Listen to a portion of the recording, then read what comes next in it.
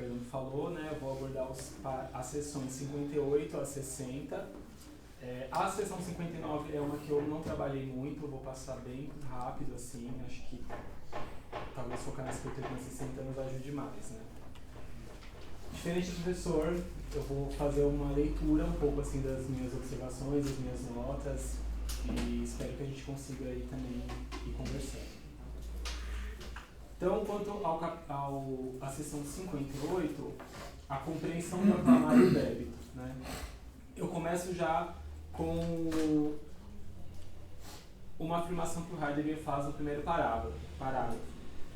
A aclamação do próprio impessoal significa condenar o si mesmo mais próprio para assumir seu poder ser enquanto será ele, o que ele diz. Então vemos aqui o sentido mais próprio da aclamação da consciência para o Heidegger, né? Ela é primeiramente concebida em sua dimensão cotidiana, que a gente discutiu nos parágrafos anteriores, para daí se depurar fenomenologicamente, isso é, se fundamentar enquanto um existencial do ser aí e, né, no impessoal, quando a gente fala do impessoal, falaremos de escolhas, que é algo que vai estar mais para frente do texto. Compreender o clamor da consciência é ouvi-lo sem estabelecer remissões. A questão então é, o que é compreender realmente o aclamar, ou segundo Heidegger, né, citando Heidegger, o que reside essencialmente na propriedade da compreensão desse aclamar silencioso, o que é essa escuta, né? Afinal, em que consiste essa sua compreensão? Algo que eu acho importante, né, é que temos aqui uma outra caracterização do lugar de onde se clama. Lugar curioso esse, pois se falamos antes em clamor da consciência, né, trata-se agora de um clamor proveniente da estranheza. Quer dizer, ele não se relaciona em nada ao conhecimento de um dado. A compreensão a qual ele se oferece é a compreensão da abertura. Para cada ser aí singular, né, a abertura ao poder ser que lhes é constituinte. Uma noção, conteúdo ou sentimento de débito, permeia, segundo Heidegger, a voz da consciência, que ontologicamente é tratada aqui por ele como aclamação. Heidegger põe então a pergunta, o que está em débito? Né? Então o que está no fundo dessa voz da consciência parece ser, não sei se bem uma noção, um sentimento de débito, mas débito do quê? Né? E mais precisamente, como compreender esse débito como, nas palavras de Heidegger, então, um conceito existencial. Né? Já que em sua experiência é o próprio ser aí que se interpela a si mesmo como estando em débito. Então, um termo que ele começa a levantar esse questionamento é justamente o termo débito, né? Investigar o que é isso. É interessante só uma rápida observação, né? Que esse é mais um caso em que a Márcia e o falso divergem, né? Ele traduz por culpa, ela por débito. E vai voltar aí, engraçado que ela vai voltar, depois a culpa vai aparecer num outro sentido aqui. Essa voz da qual ouvimos um estar ou não estar em débito, de onde ela vem e o que isso significa propriamente, para o ser aí. Segundo Heidegger, né, então, quem diz que nós estamos em débito e o que significa, né, débito? Aí ele coloca uma questão que parece ser uma questão de método que já apareceu outras vezes, né, da própria investigação fenomenológica. Ele escreve assim, o Heidegger. As investigações ontológicas devem se apoiar naquilo que a interpretação cotidiana do ser aí diz a seu respeito. Pois em toda falsa visão, né, falsa aqui enquanto imprópria, distante da essência, se dá igualmente uma indicação da ideia originária do fenômeno. Fim da citação. Posto isso, ainda que não esteja em jogo aqui, ao menos segundo o autor, né, não está em jogo uma análise vocabular da aclamação, da consciência, né, dessa aclamação da consciência ao ser aí, o estudo ontológico do débito, que é, né, o conteúdo dessa aclamação, partirá de considerações de ordem um pouco, né, me parece, gramatical, de como ela aparece. Né? Em que sentido? Quando Heidegger afirma, de onde, porém, tomamos o critério para o sentido existencial originário do débito? Do fato de esse débito surgir como predicado do eu sou. Né? Fim da citação. Partimos logo, me parece, de um impróprio vocabular para chegarmos à concepção ontológica originária da experiência do débito aportada no Seraí a partir da aclamação. É por isso que o Heidegger nos diz que a mera unanimidade, bem como a sua comunicabilidade, né, dessa experiência comum de débito, se a gente tentar aqui conversar sobre isso, né, ainda é insuficiente para uma definição existencial do mesmo. Pois, novamente citando Heidegger, esse débito ainda deve ser conceituado de modo a possibilitar a compreensão do que significa o débito clamado, né, pela voz da consciência. A essa tarefa vai se dedicar então os parágrafos seguintes dessa seção. Partindo da cotidianidade impessoal, encontramos o sentido corriqueiro de débito enquanto dívida, no caso da tradução da Márcia. Sua impropriedade é evidente no que esse sentido se registra, ou melhor, se refere ao que é passível de ocupação. Né? Então está no campo realmente do impessoal. Um outro sentido, dito vulgar para débito, é a noção de ser responsável por alguma coisa, né? Ou ser a ocasião de algo. Aqui temos o débito, sem dúvidas, mas sobre o qual recairia certa noção de responsabilidade. E como Heidegger indica, inversamente, né, pelo outro sentido, o sentido de débito como dívida, que já foi apresentado, teríamos a chance de uma dívida pela qual não se tem responsabilidade. Então, existe, entre essas duas noções, não há uma conexão necessária. Né? É possível haver uma dívida pela qual nós não somos responsáveis, né? Uma vez que alguém pode fazer uma dívida por mim junto ao trem. E aí, outro ponto importante, me parece, que é unindo esses dois sentidos vulgares da noção de ser ou estar em débito, então enquanto dívida ou enquanto ser responsável por alguma coisa, que Heidegger extrai uma outra direção, também, né, não inocente aqui, para o tema. Eles podem se misturar, essas duas noções podem se misturar e determinar um comportamento que nós denominamos de se sentir culpado. Daqui saltamos do débito enquanto dívida e responsabilidade, né? Não nos esqueçamos que a gente está diante de uma mistura das duas noções, para a noção de culpa. Noção essa que, digamos bem, dispensa a necessidade de se ferir a lei pública, né? E ela vem se subscrever a relação com o outro pelo qual nos sentimos culpados. Né? Não necessariamente imediatamente é uma lei pública colocada, mas uma relação, né, com um outro, que coloca. Um outro. E aqui um conceito outro. O débito como sentir-se, tornar-se culpado na relação com o outro, que Heidegger formaliza da seguinte maneira, e aí eu cito Heidegger: ser fundamento da falta no ser aí de um outro, de tal maneira que esse próprio ser fundamento determina-se como faltoso a partir de seu para quê. Comentando na culpa, o ser aí torna-se ser fundamento de uma falta em outro ser aí, fazendo-se agora ele mesmo um ser faltoso. Em que constitui essa falta está na relação, ou melhor, no que o ser aí se projeta enquanto ser com, né? Relação entre os indivíduos. Ela é cobrança de uma exigência que tem polo exterior. É, nas palavras de Heidegger, não satisfazer uma exigência do ser com os outros existente. Aí eu comento, né, exigência essa que Heidegger entenderá não apenas como uma exigência moral, mas como um dos existenciais do ser aí. O ser e estar em débito, né, aí, citando Heidegger novamente, o ser e estar em débito, no último sentido mencionado de violação de uma exigência moral, é um modo de ser do ser aí. E aí agora, nesse momento, Heidegger faz um certo brusco, né, um retorno, na verdade, às outras noções vulgares de débito, para reconhecê-las não só como comportamentos do ser aí, mas também como modos seus de ser. Tornar-se passível de punição, ter dívidas, ser responsável por. E o que isso nos revela? Apenas que a culpa moral é caracterizada a partir de comportamentos de modo ontologicamente insuficiente. de modo ontologicamente insuficiente.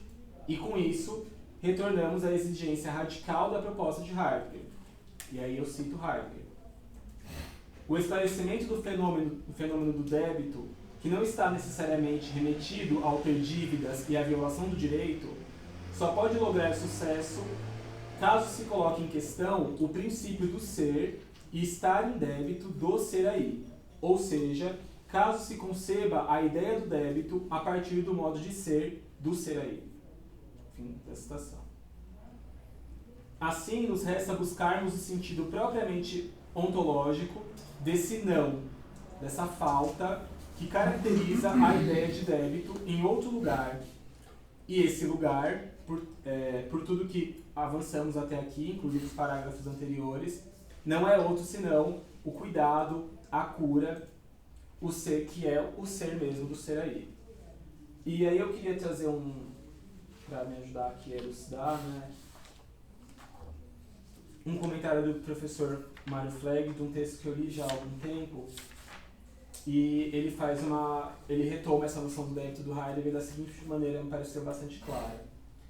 O exame do fenômeno do débito, desenvolvido de forma extremamente complexa, constitui o centro da análise heideggeriana da consciência, distinguindo as várias acepções da expressão estar em débito, ser culpado, né?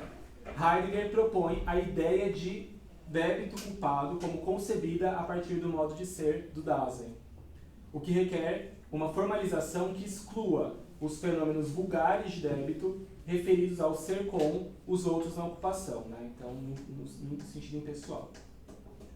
Essa tomada de posição na direção de uma interpretação ontológica do débito retira de cena a possibilidade da ética como filosofia primeira. Então, coloca novamente, afastando um pouco da relação com o ser com, né, essa discussão acerca do débito, da experiência de débito, volta para a discussão ontológica como primeiramente necessária. Portanto, cai para fora da formalização do débito tanto o fenômeno da culpa, quanto a dívida e a responsabilidade para com o outro. Fenômenos tais que, como escreve o Heidegger, são referidos ao ser com os outros na ocupação. Nessas posições, o débito seria sempre determinado como falta, enquanto incompletude ou potência de um algo dado que poderia se realizar, de um projeto determinado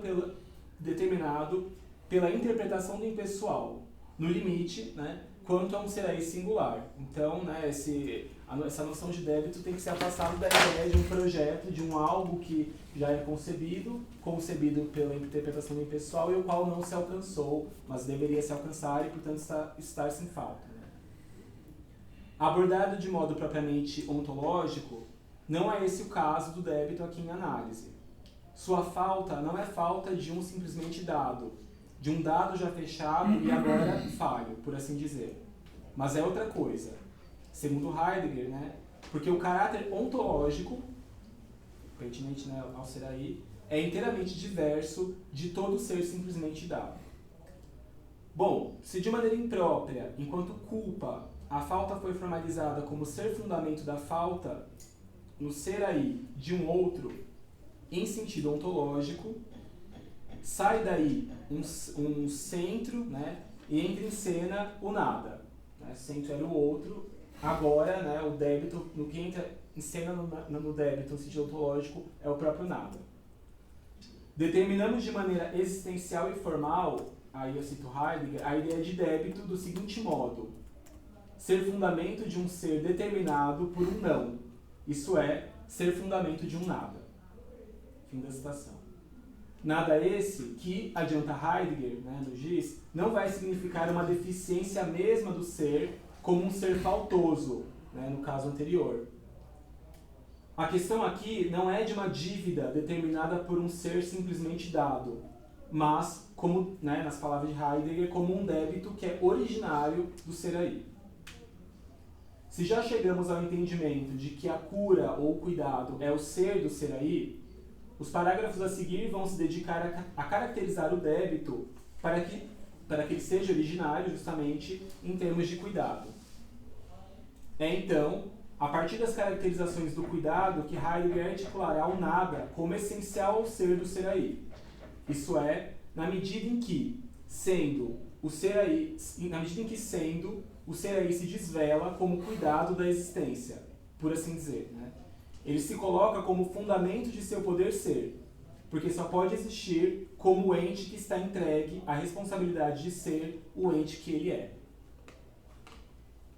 Aqui, nessa noção de responsabilidade, já não teríamos algo do débito em sentido menos próprio, uma pergunta. Essa noção de responsabilidade, diferente da anterior, já coloca o débito no sentido mais próprio ao ser aí.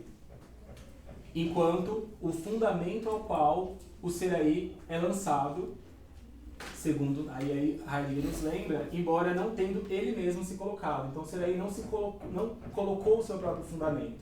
Ele foi lançado ao seu fundamento, que é o aí, né, justamente, o mundo. Portanto, as possibilidades de ser lhe coloca de cara a negatividade constante de nunca escolher de uma vez por todas um só modo de ser. Né? Uma vez que a cada escolha feita equivalem várias escolhas não feitas. E não há um plano fechado, não há uma escolha que se dá uma vez por todas.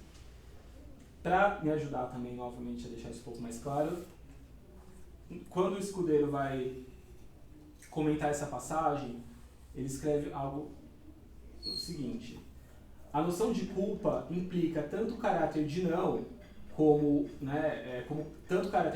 o caráter de ser causante de alguma coisa, isso é, ser fundamento de algo. Daí, né, que a estrutura existenciária formal do ser culpado se defina da seguinte maneira, como, né, o Heidegger escreve, ser fundamento de uma nulidade. A culpa do Dasein repousa no fato de o seu ser não estar sob o seu poder, sob o seu controle. O Dasein não é uma entidade autocriada e autodeterminada inteiramente por si mesma. Não há algo assim como uma autonomia radical. A autonomia não está na origem do Dasein. Não somos, o Escudeiro escreve, não somos motores imóveis. Em seu lugar, nossa existência está constantemente condicionada e movida por causas que escapam por inteiro ao nosso controle. E, sem dúvida, temos que ser responsáveis nós mesmos de nossa situação. Isso significa assumir a responsabilidade de que o Dasein é um ente codeterminado pela exclusão, pela negação, pela negatividade. O Dasein é culpado não porque está endividado, não porque tenha, contrariado uma lei moral, não porque tenha desobedecido uma norma social, mas bem, pelo contrário, ele se torna culpado porque o seu modo de ser é culpado. Isso é, responsável pela negação de possibilidades de existência. Bom, é a partir desse seu fundamento posto e não escolhido que o ser aí se revela enquanto poder ser escolha. Daí porque, cito Heidegger, ser fundamento diz, portanto, nunca poder se apoderar do ser mais próprio em seu fundamento. O próprio ser aí é um nada em si mesmo, né? Ele não pode apoderar-se do seu próprio fundamento, sua própria origem. Ele é seu fundamento enquanto só pode existir a partir dele. Esse fundamento do estar lançado, que é em suma um nada, apenas as próprias possibilidades de existência, apenas projeto. E aí eu cito Heidegger novamente. O nada mencionado pertence ao ser aí enquanto ser livre para suas possibilidades existenciárias. A liberdade, porém, apenas se dá na escolha de uma possibilidade, ou seja, implica suportar, não ter escolhido e não poder escolher as outras. Fim da citação. É por isso que o Heidegger dirá que o cuidado se imiscui de nada, enquanto ele é esse sendo, né, torna-se ramificações, escolhas, sempre. A partir dessa concepção, o débito, enquanto esse nada, fundamental pelo qual a escolha pode ser feita, e o ser aí vir a existir, como tal. Não se trata mais, de modo algum, de uma privação ante um ideal de ser imposto por outro.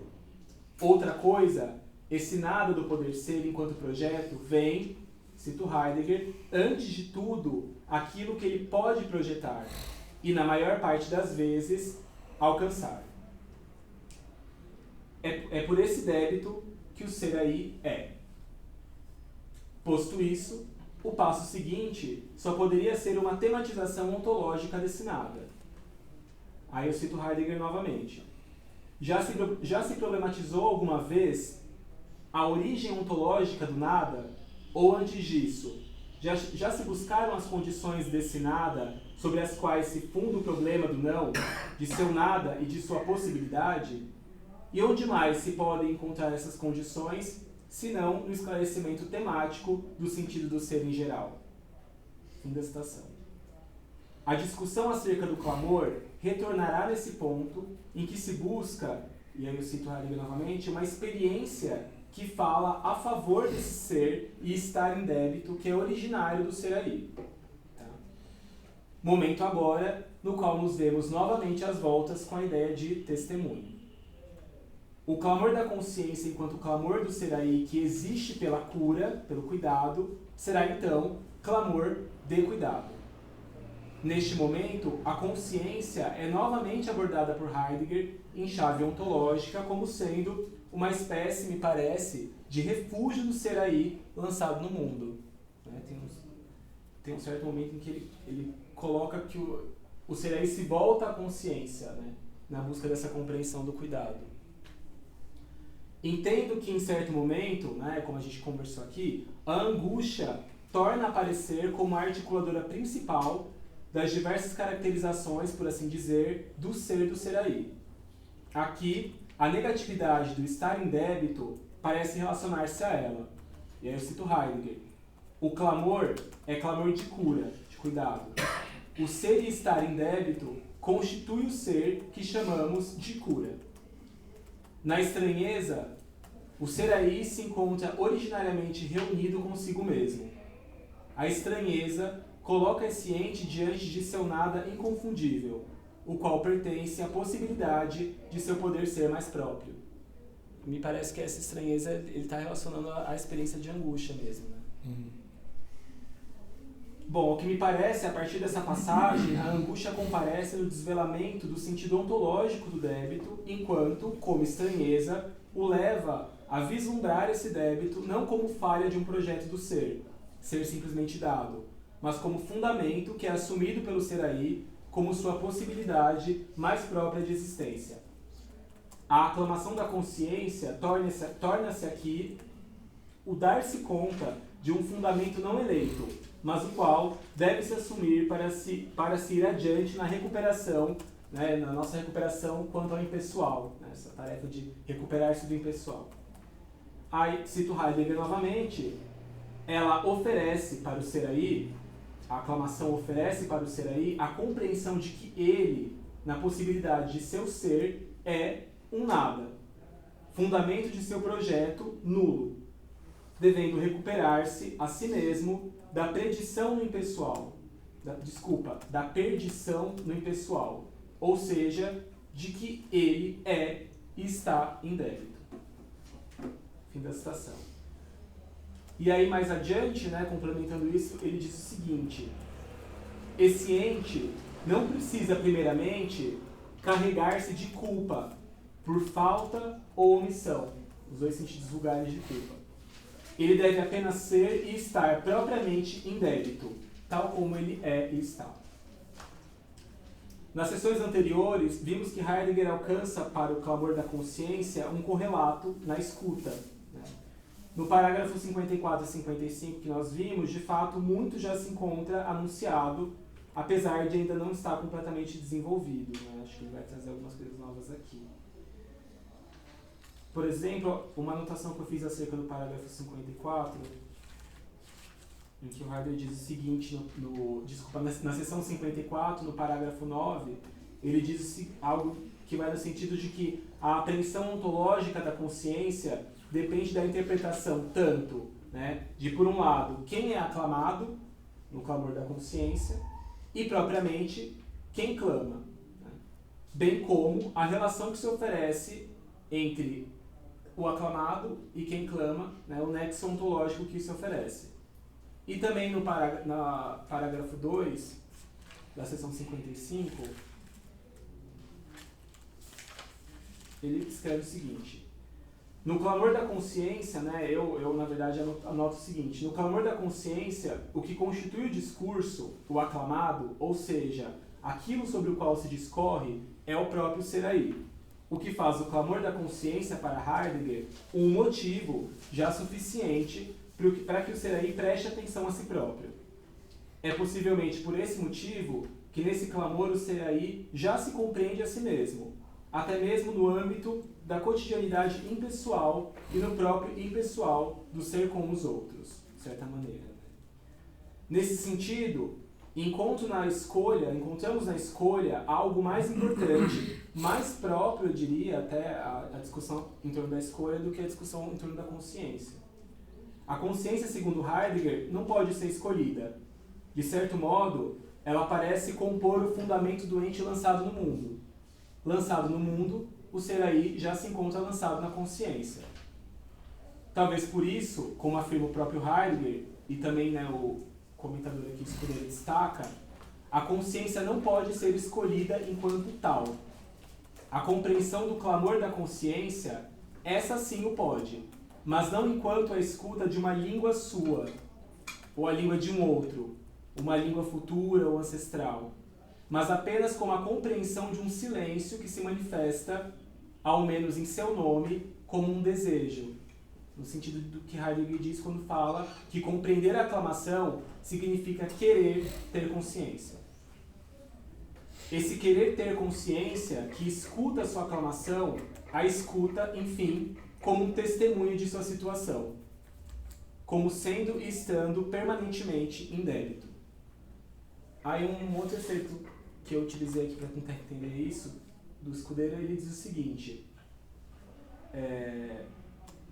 definitivamente, compreender a aclamação, o chamado, é escolher, não a consciência, que como tal não pode ser escolhida. O que se escolhe é esse querer ter consciência. Querer ter consciência não significa querer ter uma consciência boa. Tão pouco expressa a disponibilidade a poder ser interpelado. Podemos pensá-lo de outra maneira, como a disponibilidade a assumir a culpa e a responsabilidade pelo ser aí próprio. Aqui se manifesta em sentido positivo da aclamação e da consciência como um testemunho que pertence ao ser aí, ao Dasein. Mas antes de aprofundar, né, o poder desse testemunho que é inerente à consciência, é preciso distinguir a interpretação existenciária e o conceito vulgar de consciência, né, desse esforço, então.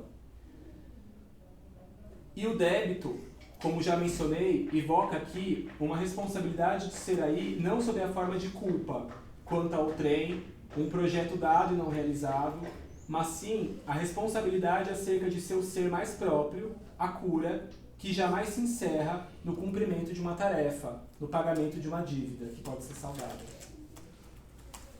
E aí, finalizando o parágrafo 58, Heidegger parte para uma comprovação do nexo entre os resultados dessa análise ontológica, né, da consciência, e as experiências cotidianas do que é a consciência, que é o tema do parágrafo 59, o qual, devo dizer que tematizei pouquíssimo. Bom, resumindo muito, assim, realmente eu não me detive no parágrafo 59, tá? Será que o pessoal quer comentar os 58, se alguém quiser falar alguma coisa? Questões? Tá. Um texto que é interessante, que eventualmente pode ajudar também, é o que é isso, o que é metafísica, né? Porque aqui ele fala, né, como você mostrou, né, muito o não já foi preparadamente tematizado, né? Esse nada que é o fundamento do não, né? Isso é um tema que ele vai explorar bastante lá na Predação de 29, né? E é curioso, né, porque a compreensão do nada, ela só é possível lá através da angústia, da experiência da angústia, que é descrita como uma experiência que certamente não é, e está longe de se esgotar em algo intelectual, né, no sentido de uma consciência pensante, né? E lá ele faz várias ponderações a respeito desse nada, né? Da angústia do nada. Aí teve uma hora que você estava falando que eu lembrei de um trecho que fala dessa experiência do nada, na angústia, né? Enfim, não sei, eu vou ler um trechinho do texto, que eu trabalhei com ele na disciplina do primeiro quadrimestre, né? Fiz a minha tradução também, né? Vou ler por ela. Então ele diz: quanto mais frequente, está mais ou menos, vamos dizer, na segunda metade do texto, quanto mais frequente e multifacetada for, quer explicitamente ou não, a ação da negação sobre o pensamento como um todo, tanto menor será a sua exclusividade como testemunho suficiente da manifestabilidade do nada que pertence essencialmente ao ser aí. Então tem essa questão da manifestação, né, do nada. Pois a negação não pode ser considerada o único, muito menos o principal comportamento nadificador em que o ser aí permanece atravessado pelo nadificar do nada. Mais abissais do que a mera pertinência da negação pensante são a dureza de uma ação antagônica e a pungência de uma rejeição. Mais decisivas são a dor do fracasso e a inclemência da proibição. Mais pesada é a amargura da privação. Então, ele está falando de comportamento, de situações em que nós, de certo modo, experimentamos a negação de possibilidades, a negação, talvez, de desejos, né? Enfim, são experiências concretas em que o nada se manifesta, né, digamos assim. É muito interessante essa passagem, né? Ele prossegue dizendo que essas possibilidades do comportamento nadificador não são modos da mera negação, porque ele está justamente contrapondo não enquanto, né, uma noção teórica, negação enquanto também um comportamento teórico, né, quando eu faço uma afirmação e faço a negação, afirmação, no sentido lógico, e a experiência do nada que é anterior, tanto ao não como à negação, porque está justamente no fundamento do nosso próprio existir, né? Como você estava sublinhando bastante, né? na sua fala. Acho que tem um trecho que ele traz, né? Que essas experiências elas são vividas, são percebidas na cotidianidade, assim, né? Serve exercício de reflexão para isso. Né? Sim. Eu achei interessante, assim, quando você estava falando, eu lembrei dessa passagem, né? E é interessante, né? Assim, só tentando fazer uma coisas que estavam me passando pela cabeça aqui enquanto você estava falando, né? E repassando as anotações. Você apontou bastante para isso, né? Veja, então ele está dizendo que há uma nulidade no nosso fundamento, um não, como se fosse um grande vazio, né? Desse vazio brota o nosso ser no mundo, né? Digamos assim, né? E nós caímos no mundo. É como se a demarcação dessa possibilidade, que é o nosso existir, implica consigo, né, a negação de incontáveis outras possibilidades, que deixaram de ser para que nós fôssemos, de certo modo. Então é como se a própria afirmação fática, né, de um existir concreto, por implicar a negação de outras possibilidades, já representasse de algum modo esse débito, né? Porque você nasce, você acontece impedindo outros acontecimentos, digamos assim. E essa circunstância, ela de algum modo, ela se reflete na maneira como as relações entre os seres humanos estão, como elas se configuram, né? De tal modo que dentro da rede de relações, né, que constitui o nosso mundo, quando a gente deseja algo, né? Foi interessante você mencionar o desejo. Quando a gente deseja algo e realiza algo que a gente deseja, né?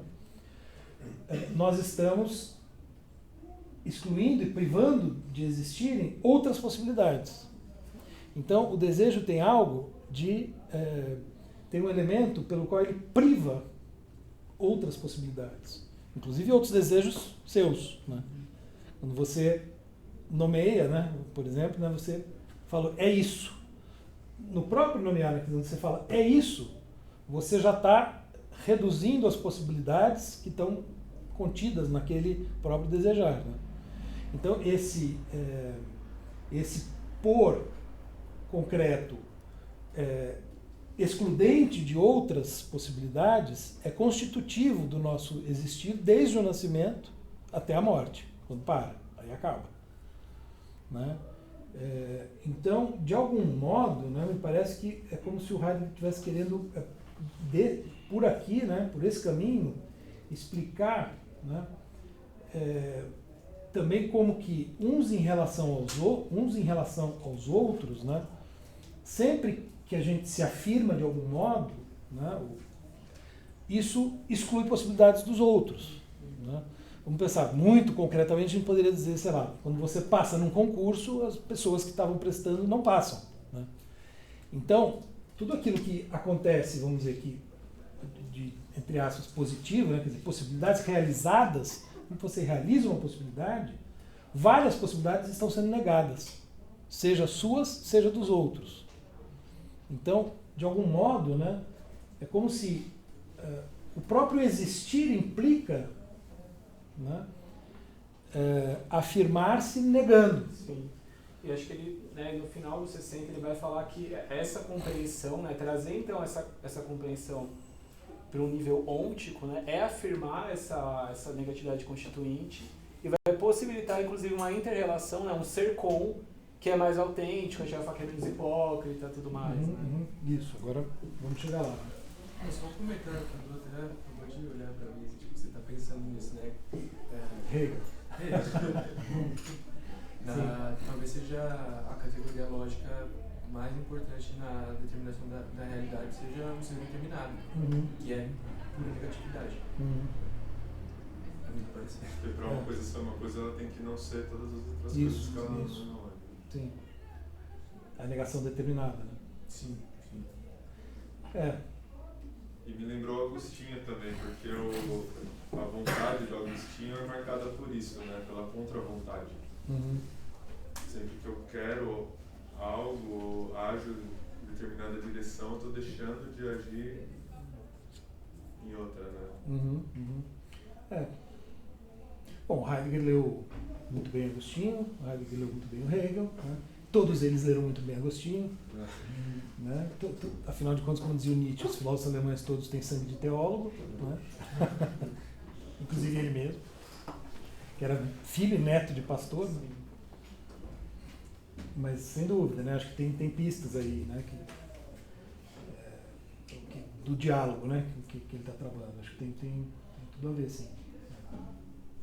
Tem um outro sentido também de negatividade que é forte na fenomenologia como um todo, que é o ato de dar sentido. Negar algo na fenomenologia significa constituir sentido. Então, se fala que você é um fundamento, nós somos uma nadidade, nós somos uma negação do mundo, significa que o mundo só ganha sentido pelo ato da consciência de negação. Isso daí já é o Husserl. E tem isso aqui também, né? Porque a constituição de um sentido, uma determinação, tudo significa a morte de todos os outros sentidos possíveis. Então, aqui ele também eu acho que está fundamentando. E daí qual que é a importância, acho que, da consciência aqui? O chamado da consciência significa a assunção completa da responsabilidade de todos os sentidos que existem na vida, na minha vida. E é essa de volta todos os possíveis, de responsabilização da morte das outras possibilidades, da concretização de possibilidades e de todos os significados possíveis. E por isso que na primeira parte ele fala que o impessoal é caracterizado pela desoneração, desresponsabilização. Você joga no impessoal, mas todo mundo interpreta assim, todo mundo entende assim. Isso é assim. E dá você desonerar até mesmo o sentido. Você joga para o impessoal a responsabilidade de todos os sentidos que constituem a sua vida. E aqui é o chamado de mas no fundo sou eu que construo assim. Você falou o carro bateu. Você não falou bati o carro.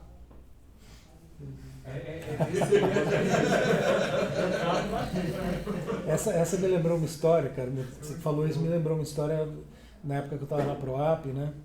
Teve enfim, né, não vou citar nomes evidentemente, né? Teve uma professora que bateu na coluna, né, do estacionamento lá de Santo André, né? E aí ela escreveu, né, um texto e tal, ela queria ser ressarcida porque a culpa era da coluna. Que a coluna estava no lugar errado. Esse é o máximo da desoneração. Impessoalidade total. Mas assim, o pessoal também determina a negação de várias possibilidades, né? Sim, mas aí que tá. Aí volta para aquela questão do quem escolhe, no caso do impessoal, né? Quer dizer, você não tem alguém responsável, né? Aquela questão que eu até sugeri, né? Aquele paralelo com Marx, o capital, enfim, você tem uma sistemática qualquer, que é própria do impessoal, que vai acontecendo, né? Mas você não tem uma pessoa, né? Quer dizer, você não tem um ser aí, né? Que faz as escolhas, né? É como se fossem, né? As escolhas vão, digamos assim, elas vão sendo feitas. Muitas vezes ele usa a palavra ninguém, né? Ninguém faz, ninguém escolhe no pessoal. A escolha é feita, né? Tem esse sentido de passividade. E cada um de nós recebe essas escolhas feitas, prontas, né? Digamos assim, e simplesmente exerce sem nenhuma responsabilidade. Eu estou fazendo o que se espera de mim que eu faça, né? Então, estou só cumprindo, digamos, né? É que assim, acho que uma ponta eu estou fazendo o que se espera, mas às vezes eu só estou fazendo a única coisa que eu posso, né? Também. Acho que de uma maneira banal, se você for pegar a Arendt que pega isso do Heidegger diretamente. Assim, o proletariado, sei lá, né, que não tem opção a não ser vender sua força de trabalho, pode ser responsabilizado por isso. Sim. É o que o Sartre vai falar. Ele tem que poder ser responsabilizado, porque senão a revolução não é possível. Sim. A revolução só é possível se ele for completamente responsável por isso. Ele vende a sua força de trabalho, sim, mas a posição dele, a forma como ele lida com os problemas ali, pode ser de uma aceitação passiva ou de uma revolta. A questão não é poder ou não vender, porque isso daí é tardio. É revoltar-se ou não, resignar-se ou não. É aqui que está a liberdade completa. E o Sartre, isso daqui, né, o Sartre... O Sartre é uma chave interessante para pensar essas questões, quando surge, né? Ou como é que a gente relaciona isso com Marx, né? O Sartre foi quem tentou fazer, o Marcuse também, por outro lado, mas o Sartre de uma maneira mais fiel, digamos assim, ao projeto mesmo, né, de ser de tempo. A Arendt no julgamento do Eichmann, né? A banalidade do mal, né? É bem isso. O Eichmann era meio que um Zé Ninguém, né? Um funcionário. Aliás, a expressão Zé Ninguém é interessante, né, em português, porque tem a ver com isso mesmo, né? Então o cara estava ali fazendo, né, o que estava todo mundo fazendo, né, e tal. Eu ia falar que ele tem problema com o judeu, ele até tinha amigos judeus, mas ele estava trabalhando dentro da máquina que estava movendo os campos de extermínio. É um caso paradigmático assim, dessa discussão, né? Tem uma coisa aí, né, enfim, que eu trouxe, fiquei assim, um pouco em dúvida, essa coisa de que, né, quando o Heidegger escolhe, que a gente não escolhe a consciência, né? A gente é já lançado no mundo com a consciência, ele está aí. A escolha está em querer ter consciência. Então, parece que querer tá mais um lugar de uma mudança de chave mesmo, assim, de postura em relação ao que já se tem, né? Onde já se está. Né? Alguma consciência sempre tem, né? Quer dizer, acho que de fato é constitutivo do ser aí, né? Então, por isso que aparece no impessoal, aparece nas diferentes culturas, você sempre vai ter alguma noção correspondente ao que a gente chama de consciência, né? Quer dizer, e uma compreensão vaga, como sempre tem. O que muda, justamente, né? Por isso a importância do Entschlossenheit, né? Que tem um ponto de virada mesmo, né? Tem uma hora que vira a chave, que é quando há esse gesto, né? Essa decisão, essa guinada, né? em que a pessoa resolve, de algum modo, assumir, né, a responsabilidade. Não mais aceitar, né, quer dizer, não mais aceitar que o impessoal, porque aceitar o impessoal, por um lado, parece bom, né? Estou fazendo tudo por obrigação, eu não estou sendo autêntico, etc. Mas, por outro lado, é muito mais fácil, porque você justamente não tem, você não é culpado, você não foi você que escolheu, né? Então, assumir, né, de algum modo, o lugar onde você está, aquilo que você está pensando no Eichmann, por exemplo, né? Quer dizer, o cara poderia perfeitamente falar, não, né, de algum modo, enfim, sei lá, não posso, não consigo mais, não dá para viver isso que eu estou vivendo, né? Sei lá, uma coisa assim. Mas não, ele continuou ali agindo daquele jeito, né? Enfim, aí vem toda a discussão, né? O quanto ele poderia não ter feito, né? Poderia, porque está na base da própria possibilidade de um julgamento como aquele, né? Que, enfim, tem algo de questionável na base, né? Mas acho que tem um motivo também de a consciência não poder ser uma escolha. Porque se a consciência pode ser uma escolha, eu posso negá-la. E se eu a nego por completo, eu a perco. Então, ela não pode ser uma escolha, ela tem que ser constituinte, porque eu sempre posso retomá-la. É algo que eu não posso negar.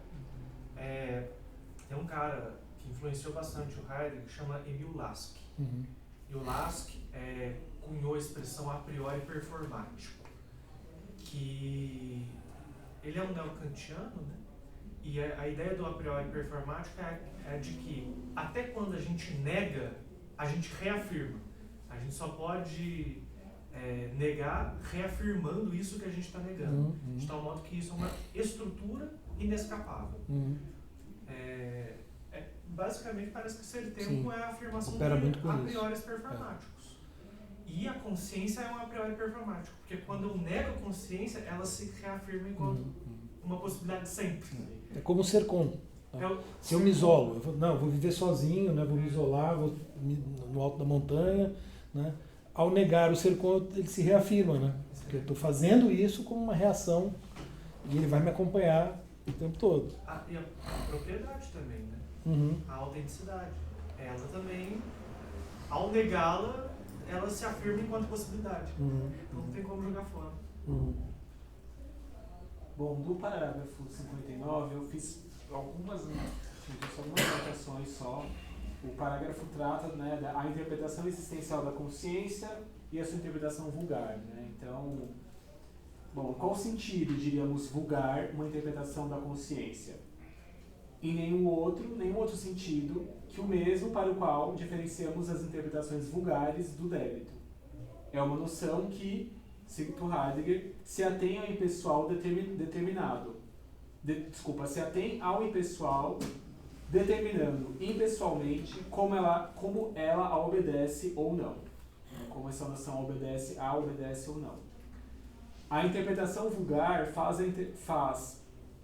a interpretação existencial da consciência uma série de objeções, cujo caráter é o mesmo, né, enfim, parece, elas tomam o ser aí como gerência e cálculo, nas palavras de Heidegger, né? Então as interpretações vulgares, né, da consciência tomam o ser aí como gerência e cálculo, e a partir disso fazem objeções à interpretação existencial da consciência. E aí o Heidegger cita, né, as três principais, né? A primeira, a consciência possui essencialmente uma função crítica. A segunda, a consciência fala sempre com relação a um determinado ato realizado ou desejado. A terceira, do ponto de vista da experiência, a voz nunca está tão enraizada no ser do ser aí. A quarta, a interpretação não levou em conta as formas fundamentais do fenômeno, quais sejam, né, do fenômeno da consciência, quais sejam a má e a boa consciência, a que censura e a que adverte. Né? Fim da citação. Bom, eu vou resumir assim, né? Em termos gerais, me parece que para cada uma dessas interpretações, o Heidegger trata de mostrá-las como sempre infundadas no fenômeno mesmo da consciência, né? avaliando-a, ou melhor, concebendo-a na moldura estreita do impessoal utilitário, restringindo a abertura, né, enquanto ela constitui a verdade originária da existência, enquanto dá acesso ao mundo pelas modalidades ontológicas de disposição, compreensão e discurso. Bom, não desenvolvi muito mais 59. Se alguém tiver algum comentário para fazer, quiser trazer alguma coisa, porque eu já passaria para 60. Posso seguir? Bom, vou seguir, né? Até pela questão do horário. Parágrafo, né? 60. No caso, a gente volta depois. Tá bom. A estrutura existencial do poder ser em sentido próprio, testemunhado na consciência. Então, bom, nesse parágrafo, né, nós retomamos os não pouco, mas talvez ainda não prontos, ainda jovens, patamares dos parágrafos 58 e 59, especialmente do 58.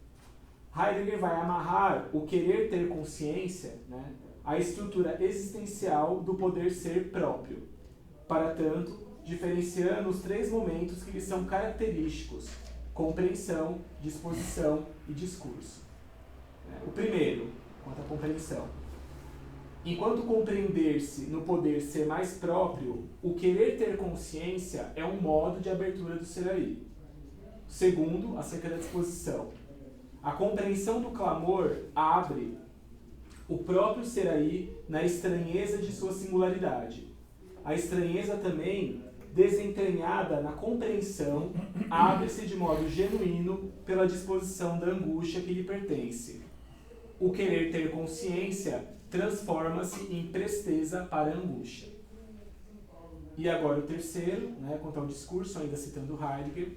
O terceiro momento essencial da abertura é o discurso, marcado pela silenciosidade, como não seria de outro modo, pois ele diz da experiência singular de angústia que furta o ser aí da interpretação impessoal, que, como já vimos, manifesta-se como falatório.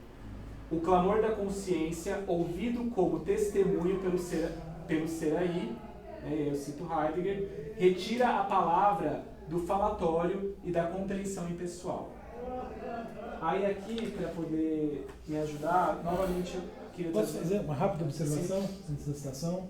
Só notem, né, quando ele fala do querer ter consciência, né, que ele se transforma em presteza para a angústia, né? Quer dizer, então é interessante, é como se, de novo, porque, né, nunca dá para afirmar, né, que há uma escolha, algo voluntário, né, uma decisão no sentido forte, né, de um sujeito que decide, etc., né? Mas também não dá para dizer que tudo que acontece, que ele está descrevendo, é sumamente involuntário, né? Então tem um entre esses 2 polos aí, que é difícil, né, de precisar, né? Mas que volta e meia aparecem alguns elementos, né, que mostram assim, bom, a angústia ela acontece por ela mesma, mas, né, pode haver uma presteza no ser aí, né, segundo o que ele está dizendo aqui, quer dizer, uma certa,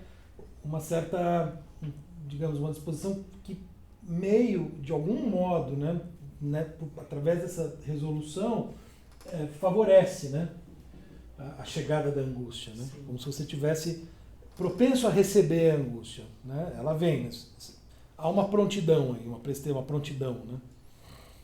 Que enfim, me parece que é nesse sentido que a gente fala do querer ter consciência como abertura mesmo. Bom, aí eu novamente vou trazer um comentário do Mário Fly, que ele diz o seguinte: mesmo sem elucidar todo o alcance deste nada fundante que a gente está discutindo, a análise desse fenômeno nos revela que o Dasein, enquanto projeto, é essencialmente um nada, enquanto aquilo que está adiante de si mesmo, e nisso permanece sempre aquém de suas possibilidades. De outro lado, o Dasein nunca existe antes ou diante de seu fundamento, mas sempre somente a partir dele e enquanto ele. Ser fundamento, diz, portanto, nunca poder se apoderar do ser mais próprio em seu fundamento. Né, citando Heidegger. Esse é o embaraço e a ambiguidade que o Dasein se encontra quando rompe com o modo impessoal de existência e se defronta com o clamor da cura, do cuidado, que clama, na estranheza, a si mesmo para assumir seu poder ser mais próprio. citando Heidegger, compreendendo o clamor, o Dasein é sujeito ou servo de sua possibilidade de existência mais própria. Ele escolheu a si mesmo. Fim da citação.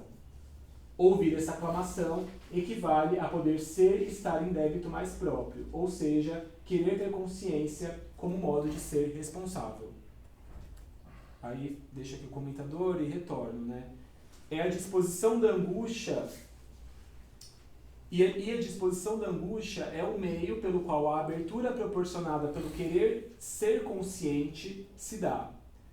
E o nome próprio dessa abertura específica é dado por Heidegger como decisão. E aqui está, eu anotei em alemão, mas eu não... Entschlossen Heidegger. Exatamente. O Fausto traduz por ser resoluto, né? E a Márcia? Decisão. Decisão. Decisão. Ah. D-cisão. Isso. Depois ela junta tudo. Depois ela junta tudo. Enquanto um lançar-se silencioso fora da comunicação. Aliás, para o ser em débito, o ser como possibilidade de ser. Né? Então, essa decisão enquanto um lançar-se que é silencioso, um lançar-se fora da comunicação, né? E para o ser em débito é lançar-se enquanto possibilidade de ser. Aí, mais uma vez, eu queria trazer só um comentário aqui do Escudeiro que me ajudou bastante, que ele diz o seguinte: para compreender o chamado da consciência, o clamar da consciência, temos de nos instalar na atitude de um querer ter consciência. O testemunho desse poder ser mais próprio se concentra na resolução, ele vai chamar de resolução, na decisão. Uma vez expostos os dois conceitos fundamentais que articulam esse último que está separado, se analisa com mais detalhe a estrutura, né, do testemunho. Ao passo que o testemunho e a resolução, né, tem um nexo com a resolução e a decisão, e finalmente com o problema da ação mesmo, que acho que é onde, no final das contas, esse capítulo está querendo chegar na ação, nas possibilidades existenciais. Né?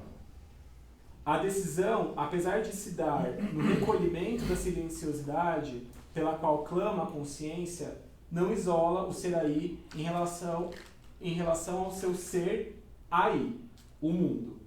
Heidegger aqui é bastante, né, enfim, incisivo. Ele diz o seguinte: como poderia, né, assim ser, como poderia, né, gerar, que se gerasse essa separação, se o ser aí, no sentido de abertura própria, nada mais é propriamente do que ser no mundo?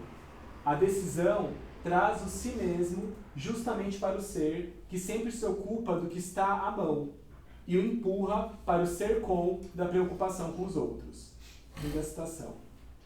Destaquemos, contudo, que a decisão não se trata de uma ação necessariamente voluntária ou ocasional, mas algo que está no registro ontológico de uma verdade originária do ser aí, como sua propriedade alicerçada no que ela revela, talvez como efeito do testemunho, do que é mais próprio do ser aí. Nas palavras de Heidegger, né, deixado ser, né, o ser aí deixado ser pela libertação em relação ao impessoal, no qual ele se perdeu, o ser aí pode ser em sentido próprio, não culpado, não anulado pela culpa, mas uma convivência qual, segundo Heidegger, cito, não brota nem dos compromissos ambíguos e invejosos das alianças tagarelas, características do impessoal, e nem de qualquer coisa que impessoalmente se queira empreender. Fim da citação. Bom, por fim, faço algumas observações quanto ao imbricamento entre decisão e situação. E me remeto à caracterização feita por Heidegger do termo situação como um momento constitutivo do fenômeno existencial. A existência é constituída, então, pelo ser aí em situação, termo esse que ainda, né, e Heidegger observa, né, destaca isso, cito, inclui um significado espacial, a noção de situação. Significado esse o qual ele não pretende eliminar, mas sim reconsiderar como pertencente à existência enquanto uma espacialidade que não sendo simplesmente dada, espaço dado, né, eu diria, é constituído pela abertura. Por sua vez, a abertura, por sua vez, constituição primordial do ser no mundo. E aqui o Heidegger faz uma interessante analogia. Cito: assim como a espacialidade do ser aí se funda na abertura, a situação se funda na decisão. A cada instante, né, fim da citação, a cada instante em que se decide, o ser aí afirma-se como possibilidade de ser, e assim como estando e sendo sempre em débito. A decisão, a um só tempo, leva o ser aí à sua existência pela situação e, nas palavras de Heidegger, delimita a estrutura existencial do poder ser próprio. Né? Esse poder ser próprio que vai se manifestar como querer ter consciência, a partir da estranheza que ela apresenta ao ser aí. A estranheza de um débito impagável, que é o seu ser mais próprio. Não se trata, e a noção de situação parece vir evidenciar isso, de uma consciência aclamar um ideal de ser, ou melhor, um ideal impessoal de existência, pois é proclamando a situação, o momento em geral no qual a decisão se expressa, que o aclamar da consciência a desentranha. E aí, citando Heidegger, a desentranha como o modo de ser que se acha no fundo do ser aí. É nesse modo de ser que a consciência, testemunhando o poder ser mais próprio, possibilita para si mesma o fato de sua existência. Fim da citação. A espacialidade da situação, me parece, com ela de todo dependente, então, da decisão. E está prestes, nessa dinâmica mesmo existencial, a se converter essa espacialidade quase numa temporalidade. Bom, para fechar, em relação a esse tema, eu vou citar aqui um trecho novamente do comentador do Escudeiro, em que ele diz o seguinte.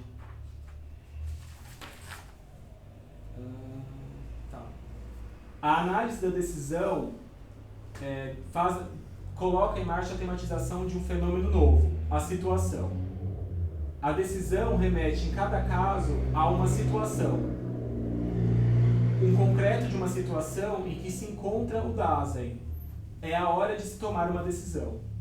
A noção de situação tem um claro significado espacial. Isso não nos deve surpreender, já que a espacialidade do Dasein se funda na abertura, né, como a gente viu anteriormente. Heidegger estabelece a seguinte correspondência, a qual eu mencionei. Assim como a espacialidade do Dasein se funda na abertura, assim também a situação se funda na resolução, na decisão. A situação do que está aí, do da, que cada vez se abre em decisão. É o mundo do Dasein decidido sempre como uma situação que tem que o Dasein que tem que se decidir em cada caso por determinadas possibilidades. Dessa maneira, a situação ganha uma outra dimensão, como nossos traços espaciais da nossa presença no que está aí, no mundo. Bom, esse foi o cenário que eu preparei. Se alguém quiser fazer algum comentário, está acabado.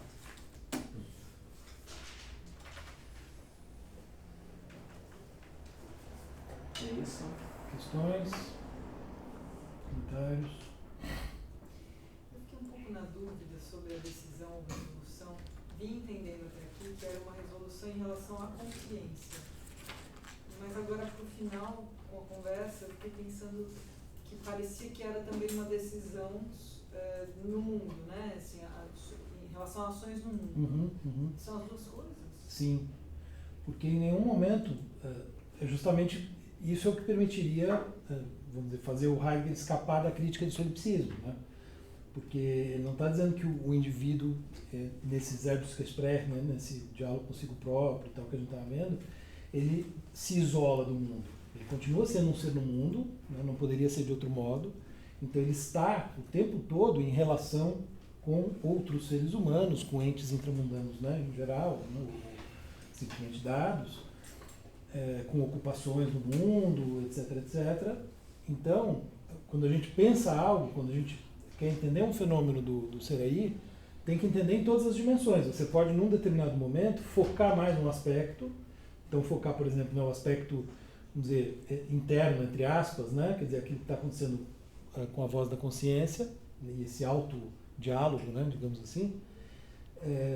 Mas você não pode deixar de considerar o outro aspecto, que é o aspecto da relação com, por exemplo, os demais seres humanos. E aqui é uma passagem muito, né, esse parágrafo ele tem uma importância muito grande para a discussão sobre uma eventual ética em ser tempo, né? Porque se há um momento em que, claro, de um lado, acho que você tem, isso está presente em todo esse movimento que a gente está acompanhando, você tem a questão da autenticidade, que já dá para pensar numa chave ética no sentido, por exemplo, de uma ética da autenticidade, né? Que é uma expressão que o Charles Taylor usa, né? Tem até um livrinho dele com esse título, né? Mas que são éticas, vamos dizer, um tipo de ética que é muito próprio ao existencialismo, né? Que é, vamos dizer, você muda o seu modo de viver em função dessa transformação, digamos assim, e isso tem uma série de consequências na sua vida, né?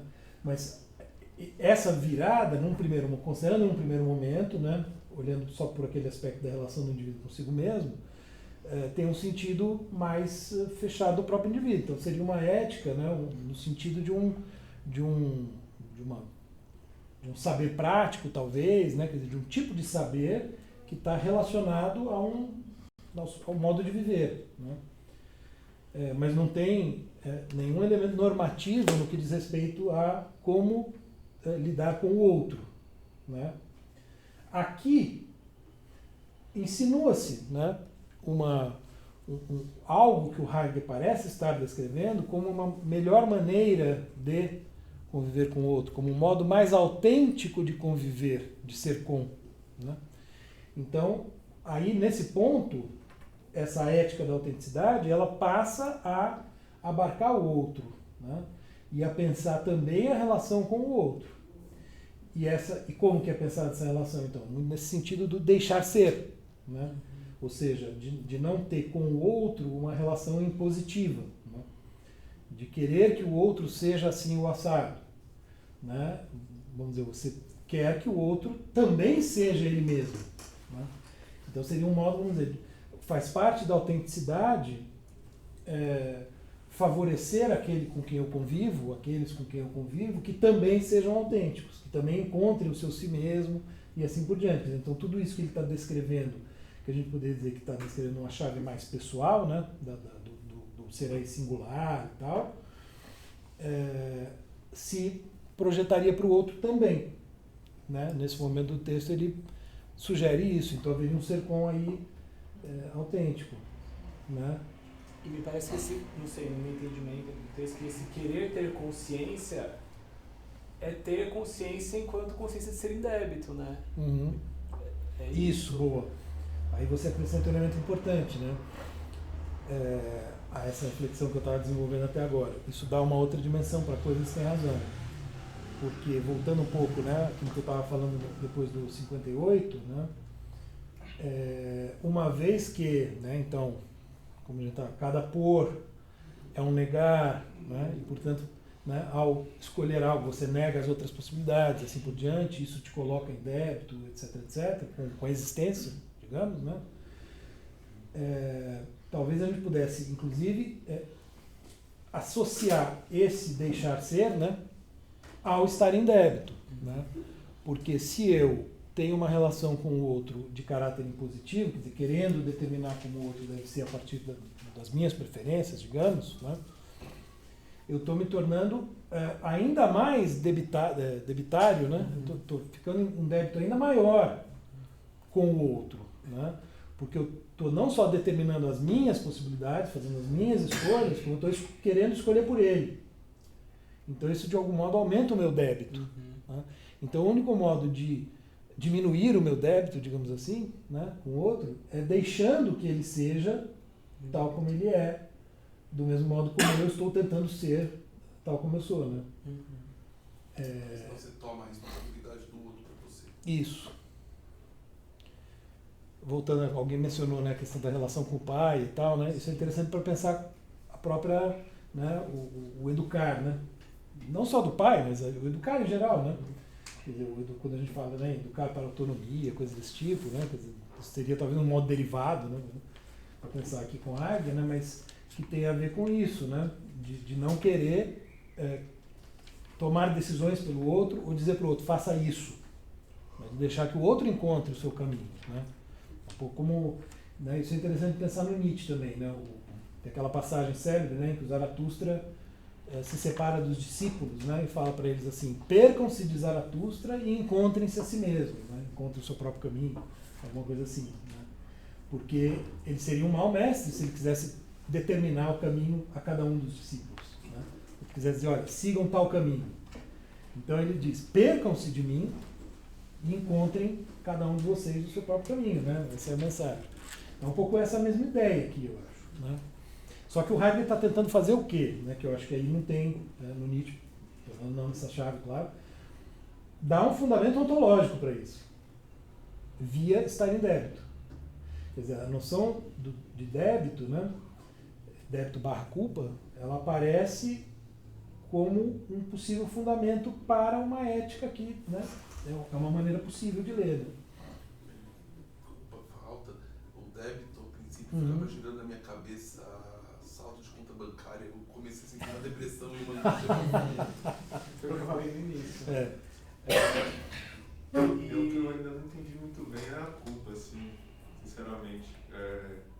Em relação ao nada, não entendi. Então, na verdade, se você deve algo a alguém, a princípio, e não paga, vamos supor, né, você tem uma culpa aí. Né? Quer dizer, em alemão a palavra é a mesma, isso que é interessante. Né? O Nietzsche explora isso também na Genealogia da Moral e o Heidegger retoma aqui. Né? A mesma palavra serve para dívida e para culpa, o que sugere aí uma proximidade entre os dois no alemão, né, que não tem em português, mas que eu acho que dá para entender por essa chave. Né? Mas eu acho que tem, sabia? Eu acho que uma acepção para débito em português é também culpa. Acho que a gente não utiliza muito isso, mas Tá. tem também essa acepção. Assim. Porque daí é para... Porque, na verdade, ela está com independência, ela está como falta. Tanto esse débito como essa culpa. Então não é uma culpa no sentido de ser culpado, mas uma culpa no sentido de dívida, né? de responsabilidade. Mas por que não responsabilidade? Por que a então. palavra culpa? Eu também fiquei. Ele usa também, né, a palavra responsabilidade, Sim. Bastante. Né? Mas acho que ele está justamente querendo fundar a responsabilidade nesse débito ontológico, digamos assim. Que eu acho também que a gente poderia pensar, né, isso aí acho que não aparece tanto no texto, mas no limite, né, é como se fosse um débito em relação ao próprio fato de existir, como, vamos dizer, claro, não tem mais a figura de Deus aqui supostamente, né, mas a gente deve o fato de existir a algo, né? Dever é uma coisa interessante, porque dever está ligado a algo que você tem que fazer, e dever está ligado ao débito. Algo que você tem que fazer e eventualmente algo que espera-se que você faça. Sim. Que exige-se que você faça. É obrigação e é falta ao mesmo tempo. Quando no começo ele fala das concepções vulgares do débito, né? Então, como culpa enquanto responsabilidade. Ele vai pensar a responsabilidade mais no sentido de, atender, me parece, a uma demanda de um outro, assim, né? Colocar-se como fundamento de uma falta que o outro coloca para mim, assim, né? Então, já dentro da rede relacional posta, né? Então, a diferença é que a culpa é como se fosse uma responsabilidade em relação a si mesmo. A si mesmo. Culpar, no limite, assim, é um pouco, você é culpado por existir. É isso, né? Tem um momento em que quase, fala mais ou menos nesses termos, assim, você é culpado por existir. E aí, né, isso permitiria, o Caio já foi, né, ele estava insistindo no paralelo com Kierkegaard, né? Quer dizer, eu fiquei pensando muito nisso também, né? Por que há essa ideia, né, do desejo, essa associação tão próxima, né, na visão de mundo cristã, entre desejo e culpa, né? Quer dizer, como se ao desejar você já é culpado, né? Você já está pecando, né? A questão do pecado. Aqui o Heidegger, acho que não me lembro se em algum momento do texto ele fala do pecado. Não, Acho que não, pelo menos nesse capítulo. Né? Porque ele está querendo evitar a acepção religiosa, mas por que o desejo é necessariamente, qualquer desejo é pecaminoso? Tentando lembrar do Kierkegaard, né? Tentando ler o Kierkegaard numa chave não também propriamente religiosa, né? Tem a ver com essa questão, né?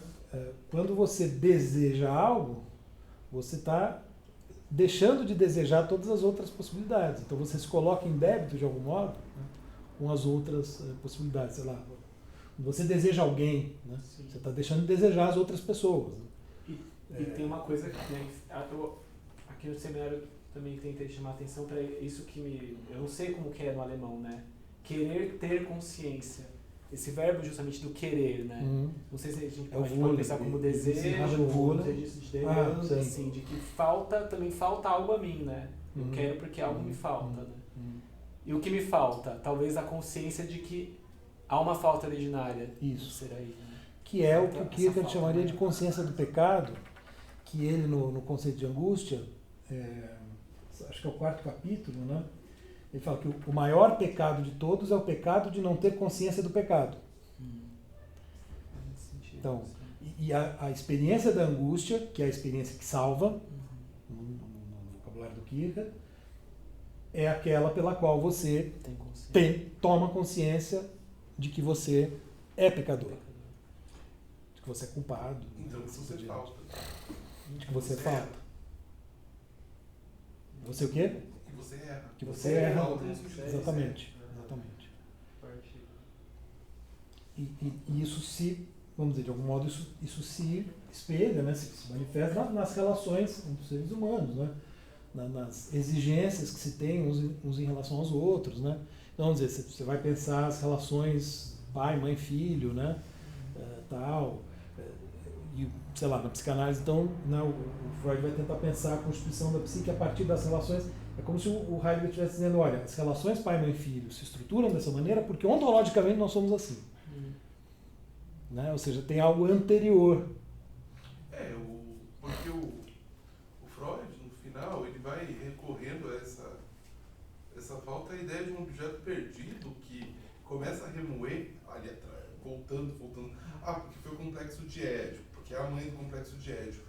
Daí a Klein fala, não é o seio. É o seio. Quando o Jones falou, é o trauma do nascimento. E na sociedade vai pensar no pai morto, né? O Lacan falou, esse objeto perdido, ele não existe. Ou, no fim das contas, quer dizer... E porque ele não existe, ele existe. Então ele se faz perceber na sua falta. É como se vamos dizer, isso que o Heidegger está caracterizando aqui, né? Como se as interpretações, vamos dizer, onticamente fundadas, né, ou algo do tipo, vão até um certo limite, né? Essa discussão que você descreveu agora sobre o objeto, não conhecia essa discussão específica do objeto perdido, é como se vai até o limite e começa a esbarrar, né, num tema que é ontológico, ou religioso, enfim, né? Mas você vai indo, chega uma hora que, né, é como se a ciência sempre encontrasse algum limite, né? Alguma fronteira além da qual não dá para ir com os recursos da própria ciência, com os recursos do conhecimento onticamente baseado, né? O que ficou incômodo para mim nessa discussão, que acho que tem a ver com o que o Cadu trouxe, é que o fato dele escolher a palavra Schuld, né, e não uma palavra mais próxima do que a gente chama de responsabilidade, me parece trazer um afeto para essa reflexão sobre tudo que se perde quando se decide, quando se escolhe, que não é qualquer afeto, né? A culpa, ela tem um peso moral, talvez, tem algo aí muito importante até na nossa constituição social, né? Sem dúvida. Isso que eu fiquei pensando, por que culpa e não responsabilidade, né? Porque tem de fato algo que você trouxe também, né, Yuri, eu não sou leitora do Hegel, né, mas assim, algo que a gente vê mais, talvez imediatamente como ontológico, né, ao pensar que sim, estando vivos e estando lançados no mundo, a gente está sempre decidindo ir por um caminho e deixando todos os outros de lado, mas isso pode ser olhado de uma maneira menos... Menos cristã. Exato, pode ser isso. É um pouco isso. E tem um diálogo com Nietzsche aqui, né, que eu acho que o Heidegger está puxando, eu acho. Né, de fato, quando ele fala da má consciência, da Schlechtes Gewissen aqui, né, e não só, a própria questão da Schur, né, são conceitos que o Nietzsche mobiliza, né, com os quais ele trabalha na genealogia da moral. Né. Aqui tem um diálogo com a genealogia da moral, né, bem importante. E o Nietzsche, vamos dizer, meio que né, uma das maiores preocupações dele é acabar com a culpa. Né. É justamente por isso que ele quer, de algum modo, a transvaloração dos valores significa virar de ponta cabeça a visão cristã de mundo, né? Valorizar o terreno, valorizar o desejo, e não né? Tirar a culpa de cena. Né? Então, parece que o Heidegger está tentando, contra o Nietzsche, né? Olha, quando ele fala aqui de boa consciência e má consciência, não, é algo mais profundo, é algo ontologicamente anterior, que, digamos assim, o Nietzsche não tá captando ali, né? Que é o Deus cristão. Parece que ele lê a Bíblia a partir do final do Paraíso Perdido, porque o pecado original ele leva a uma abertura de possibilidades e você se torna responsável pelas suas ações. Uhum. Então é como se ele lê essa ideia de pecado enquanto falta, mas já passando por essa mediação. O que está antes, né? Esse antes aí que tá e não tá, né? O zurück, né? Como eu insisti no começo, né? Então, você volta, né? Que ele fala, não é volta. Daí ele fica, né, em relação a esse antes. Mas não é. Isso, né? Bom, a Edith Stein, no livro dela, né, no Ser Finito e Ser Eterno, e principalmente num texto que ela publicou como anexo, né, como apêndice do Ser Finito e Ser Eterno, ela chama a filosofia existencial de Martin Heidegger, né? Ela vai assim, ponto por ponto, falando como é que pode ter um ser jogado se ninguém jogou, como é que pode ter queda se não caiu de algum lugar, né?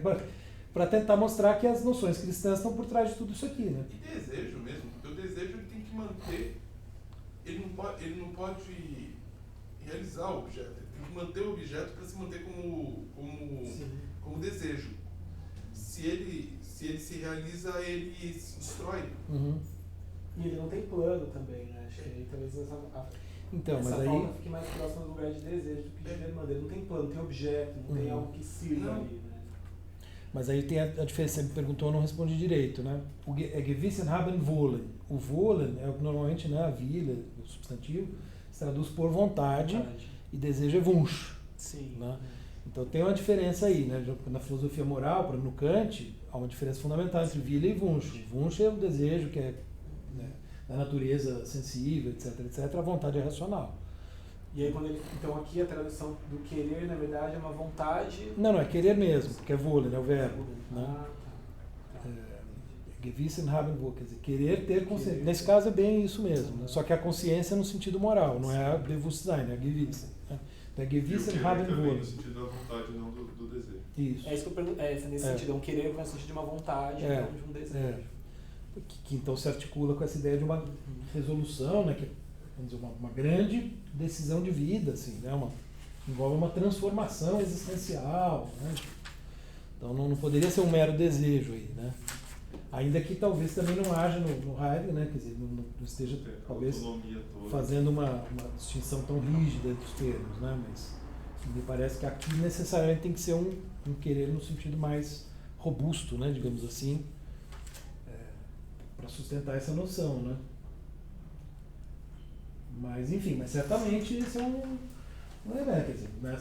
Muita gente se incomoda com, né, com essa carga cristã, né, que tem no Heidegger. De fato, as raízes cristãs do pensamento dele são muito fortes, né?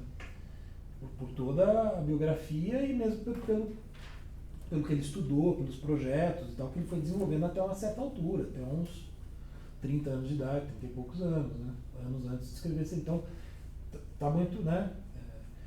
Enfim, né? né? O pai era sacristão, na cidade pequena, né? Ele vivia na igreja, foi financiado por uma bolsa da instituição religiosa para fazer o ginásio, para começar o estudo de teologia. Né? Então ele, né, teve uma formação religiosa muito forte. Né? E ao mesmo tempo eu fiquei pensando que essa ideia de culpa mais radical, assim, pode até ser contrária a determinadas concepções do cristianismo, né? Pelo menos. Que Jesus morreu pelos nossos pecados, então, teoricamente, a gente está livre da culpa. Né? Tem essa questão da redenção no cristianismo que nele não tem, né? Essa culpa é originária e não tem Jesus que vai salvar. Não. Estamos livres da culpa? Deus não, nós somos culpados dele ter morrido porque ele morreu por Também fiquei em dúvida agora. Mas ele não morreu pelos nossos pecados. Mas ele morreu por causa dos nossos pecados ou para livrar dos nossos pecados? Então. Pegou todas as culpas e transformou numa grande culpona, né? Ou tipo, os nossos erros levam ele a morrer. Por isso ele morreu pelos nossos pecados. Eu já vi muita discussão em ambientes cristãos sobre essa questão aí. Dá uma pancadaria. Dá. Dá uma pancadaria. Inclusive tem. Mas certamente dá para pensar, né? Dá para fazer um diálogo, claro, né? com a própria religião, né? Que inclusive o Heidegger influenciou, assim como ele influenciou, né? A gente já falou muito aqui, o pessoal da esquerda, Marcuse, né? Foucault, Gadamer, tal, Hannah Arendt, influenciou um monte de gente. Ele também influenciou, por exemplo, o Bultmann, que é um dos principais teólogos alemães do século XX. Assim, é muito, né? O Bultmann tem muita inspiração no Heidegger. Assim, e os dois eram amigos, assim, tinha um diálogo muito próximo. Né? Então, e eles continuam conversando a vida inteira. Né? Então tem um texto de, acho que é de 27 mesmo, que é uma conferência do Heidegger sobre teologia, até o Luiz Gabriel Provinciato, ele vai estar na qualificação da Isadora. Ele fez a tese de doutorado dele sobre esse texto. Né? E, portanto, pensando a relação do Heidegger com a teologia, né? A relação da filosofia com a teologia, enfim, é uma coisa bastante intricada, assim, complexo. Né? Assim, tem um elemento forte aí, sem dúvida, né, de diálogo com a religião, mas talvez, eu acho, um esforço para tentar pensar essas categorias, enfim, de uma maneira que não seja, se ele consegue ou não, são os 500, né, que não seja determinada por essa ou aquela religião positiva, mas fica difícil não achar que é a religião cristã que está operando aqui por trás. Né? Ainda mais porque também não tem referencial de tantas outras religiões. Oi? Ele não tem referencial de tantas outras religiões, porque ser um ambiente cristão. Sim, sim. Ele não foi, sei lá, o Schopenhauer foi estudar, né, os livros do hinduísmo e tal, não sei. Depois o Heidegger vai, né, o Heidegger, depois da viragem, né, ele tem muito interesse pela cultura oriental e vai estudar coisas da cultura oriental, da religião oriental, etc. Inclusive tem gente que estuda esse assunto, né, Heidegger e o Oriente e tal, mas acho que até aqui muito pouco, né? Até aqui realmente né, a formação cristã é muito forte. Mas esse fundamento do ser no nada remete bastante também, né, ao budismo. Então, sem dúvida. E até no Hegel, né, quando o Hegel fala de ser e nada também, ele já comenta assim, os monges e tal, respeitando. Bom, essas referências ele tem, né? Ele certamente leu Hegel, leu Schopenhauer, né? Leu Nietzsche. Esse Oriente que chegou pelos filósofos ocidentais, né? Ele conhece, né? Então, certamente ele cita Schopenhauer, então ele está tentando dar conta também disso, né? A questão é se consegue, né? Você ia falar alguma coisa? Eu queria falar, acho que pode ter também uma parte do contexto histórico, que é a Alemanha entre guerras, né? Então, angústia, todos esses conceitos, a Alemanha está desdoçada, né? Entre as duas guerras. Está perto da crise de 29, né? Que piorar ainda mais. E o discurso positivista ele é muito mal visto, né? No setor. Sim. Porque a ciência está na guerra, né? Sim. Então você vai para o extremo oposto, né? Que é a religião, que é a fé, que é o misticismo. Não o Heidegger, né? Essa sociedade. Sim, é uma tendência, Porque o Hegel fala isso, né? A crítica do positivismo kantiano, ele fala, se você deixa de falar do absoluto, as pessoas vão para a fé, elas vão no misticismo. Uhum. A filosofia tem que tratar do absoluto, Uhum. né, no prefácio da fenomenologia. Sim. Então acho que ele está trabalhando, talvez ele esteja usando os conceitos próximos da fé para tirar a fé deles, para Então, conseguir tratar. eu acho que é um pouco isso, né? Por isso que eu falo, ele tá entre a ciência de um lado e a religião do outro, tentando construir essa ontologia fundamental, né? Essa compreensão do ser humano, de uma maneira que não seja nem científica nem religiosa, nem científica no sentido positivista, né? Quer dizer, então, nenhuma coisa nem outra. Vou esquecer que o Conte abriu uma igreja em Recife. Oi? O Conte abriu uma igreja em Recife. Então, o positivismo também vira religião, né? Agora, você tem razão, né? Inclusive muita gente associa, né? O próprio, vamos dizer, o existencialismo em geral, né? Ele foi muito favorecido, digamos assim, por esse contexto de desgraça na Europa, né? Entre a Primeira Guerra e a Segunda Guerra. Isso fez com que o existencialismo, né, ganhasse força. Porque as pessoas estão às voltas com morte, com sofrimento, com pobreza, né? Em particular na Alemanha depois da Primeira Guerra, mas todo mundo viveu ali a Primeira Guerra. A Primeira Guerra assustou muito, né? Porque foi a primeira guerra, assim, com esse tipo de extermínio, assim, em grande escala, né? Depois da Belle Époque, né? Isso, depois de uma época que era... razão, comigo na guerra. O otimismo que havia com o iluminismo foi para o espaço, né? Então é uma época muito sombria, né? Não é só o Heidegger que está vendo isso. O Adorno Horkheimer na dialética do esclarecimento, né? Na arte você tem o expressionismo que envolve guarda, né? Que é a angústia em quadro. Sim, sem dúvida. Isso também é um fator. Assim. Uma outra coisa para a gente pensar seria... Porque aí tem a ideia, bom, depois o mundo deixou de ter, né? Depois da Segunda Guerra e tal, aí veio, acabou a Guerra Fria, tá todo mundo feliz, né? Então o mundo está muito bem e tal, né? O existencialismo deixou de fazer sentido, digamos assim, né? Mas agora talvez volte a fazer, né? Porque, enfim, o futuro voltou a ser sombrio, né? Para dizer o mínimo. Então, para mim permanece muito difícil levar a sério essa veia cristã no Heidegger nesse tempo, porque o meu contato primeiro com Heidegger são os textos tardios, né? Então eu acabo, enfim, porque parece que um texto, por exemplo, como Construir, Habitar, Pensar, Quadratura, né? Os mortais e os imortais, os céus e a terra, tem uma eu já li pessoas tipo, comparando com o paganismo germânico, coisa assim, então tem um certo... toda a preocupação do Heidegger com a natureza, Heidegger tratativo com a natureza, né, as árvores, etc., as florestas. Então, sempre quando eu volto, agora eu volto sem tempo, ele está falando essa conotação cristã, é muito difícil levar como se ele estivesse de fato comprometido com isso, sabe? Sim. Ou como pensar essa virada, né? Esse é um dos motivos possíveis para o abandono do projeto. Porque ele vai se distanciando mesmo. Acho que o segundo Rossi tem razão, ele vai se distanciando cada vez mais dessa chave cristã e vai pensar as mesmas coisas, né? As mesmas obsessões, mas talvez numa chave mais, digamos assim, entre muitas aspas, ecumênica, quer dizer, tentando dar conta de fato de outras, né, de outras religiões, visões míticas, né, da realidade e assim por diante. Ao passo que aqui, né, a estrutura cristã é difícil de a gente não enxergar. Né? Dá para entender que ele está se esforçando, né, para descolar. Mas a questão é, será que funciona? Se ele abandonou o projeto, né, se a gente pensa na própria trajetória dele, no abandono do projeto, na direção que ele vai seguir depois, parece que ele próprio não estava muito satisfeito, né, com isso. É uma questão. Enfim, acho que tem várias questões.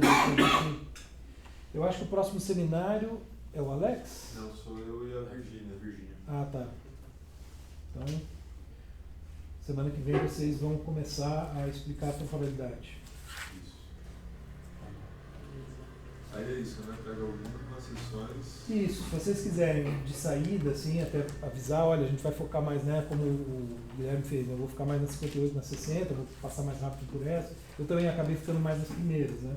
Porque não dá, né, para tratar no detalhe, assim, todas. Então, tem que fazer algumas opções. Tem alguma indicação, assim? Se quiser, depois a gente pode conversar. Assim, eu não saberia te dizer agora de